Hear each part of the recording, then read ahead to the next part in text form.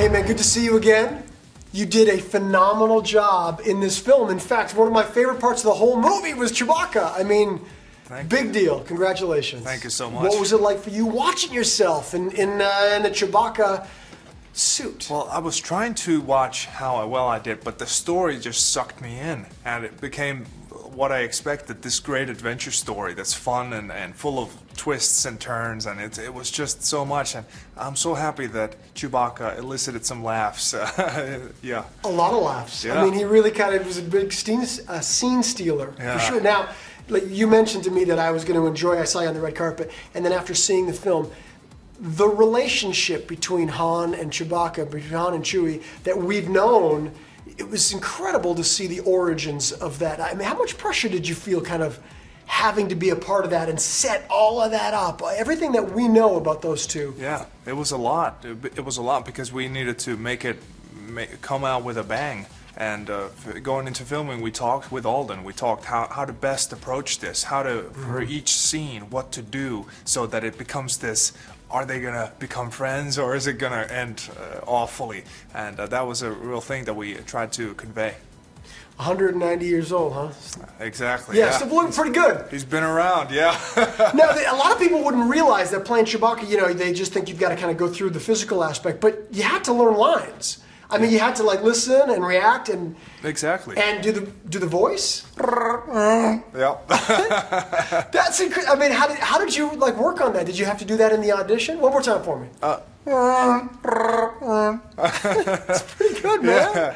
And no, it's acting, and I have less tools. I'm in a mask, and I'm trying to tell a story with my body, and it's reacting to the other actors and playing this character that is very unique, moves in a very specific way, and then you have to be in the moment, and that's what it's all about. Alden said that he tried to learn a little Wookiee.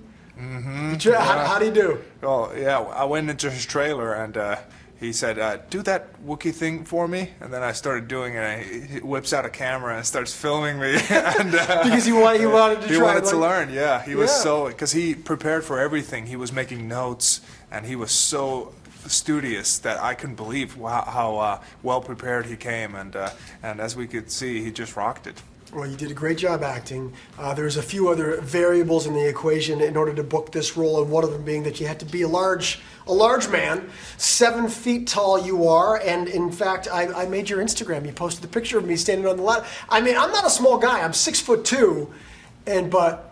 Yeah. Thanks for posting that. I felt kind of excited. No problem. Yeah, man. I mean, it was a fun moment. When you were at the audition, were there just a bunch of like 7-footers around, or how was it? No, we came in. There was one that I saw. Okay. And he became a Wookiee for this movie as well. Oh, so, he did? Yeah. So they got his contacts. I can't remember his name right now, but yeah, it's wonderful this audition process, because I was pretty confident, because how many 7-footers with blue eyes you have in the world, but still I was having sleepless nights. What if I don't get it? What if something happens?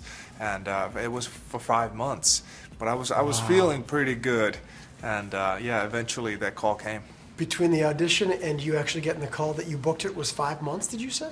Something like that. That's not even right. I mean, you must have been going through torture waiting to get that. Yeah, exactly. It was just waiting and waiting for okays from the studios and everything, and it was a lot of, like, I didn't know that then, but it was a lot of the wheels turning. We're used to seeing, obviously, Han Solo and Chewie hanging out together. Han Solo in the form of Harrison Ford for so many years. Did you get a chance to meet Harrison on set? I know. Oh yeah. You did. Oh yeah. What was that like? I mean, he's just the legend that everyone knows. When he came on set, everyone used to quiet down and until Harrison cracks a joke or something, and it was when he came on, it's intense because he carries this weight and charisma. For sure he does. And similar to Alden now, I mean, as we progressed this movie, he became this character that we all know and love, Han Solo. And this movie really tells the story about young Han and young Chewie. And in the beginning, they're still searching, and they're not yet what they are one day going to be, and that was exciting about making this film. That's amazing. Did Harrison give you any insights into the Chewie that he knows? Any advice? Harrison, as you may know, Harrison doesn't really pay attention to to the Wookiees and their. No, Harrison loved that. Harrison loved because me and Peter co-worked in the Chewbacca suit and Right. Force Awakens. Right. And Harrison was just. I think he was happy to be Han Solo, and I wouldn't presume to go no more than that. Okay, what was it? Okay, let's talk about Peter. Filling Peter's shoes, literally. That's a big deal. And how was that for you, and how much advice or insights did Peter kind of offer to you? I mean, so much. He told me his reasoning behind in that Wookiee boot camp. He told me why he did a certain thing, why he would look in an angle like that, and it was so because I had done lots of study in my own time before that. It was so good to finally hear from the man himself why he did it a certain way. And it helped me tremendously to prepare, for example, for this film. I really mean this. It was seamless. As viewers, we would never have known. It was pretty impressive, man, Thank for sure. you. Now, obviously, a franchise like this has really serious non-disclosure agreements. There's a lot of secrecy kind of going into this.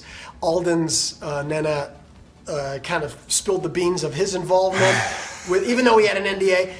When you had guests on set, did anything like that happen? With the secrecy leaking out a little bit. No, I can be really believable when I tell them, listen, don't tell anything. Nobody spilled anything. Nobody? You didn't get in any trouble? That's impressive, man. It is very. That's good. And also, I have the added benefit of being sort of anonymous inside the suit, which I love, and it means that the test for me doing my job well is that people still think it's Peter Mayhew in the suit. Nice. And but I also love to be recognized nowadays because the movie's coming out and Chewbacca's in it loads, so it's great. Everything's great. You kind of stand out in a crowd. You know what I mean? Like, too. yeah, you're That wearing the too. Chewbacca suit, but guess what? We know which guy out of the group was playing Chewbacca. Exactly. You know what I'm saying? All right, real quick, I don't have much more time, but fan encounters. It's out there now. People, I mean, obviously, this isn't your first time playing Chewbacca, but like, what are your most memorable or craziest fan encounters from being part of this incredible franchise? Exactly. I think it's the smallest of the small kids who love Chewbacca, and when they hear me doing the voice, their eyes light up, and they want me to for pictures. I usually pick them up, and it's just a wonderful world because the fans they've been there since day one, and they're the best and who carry the torch forward for us. You're awesome, man. Thank you. Great to see you. Congratulations. You really did do a great job. The relationship between Han and Chewie was, I think, probably one of my favorite parts of the entire film. Just that connection.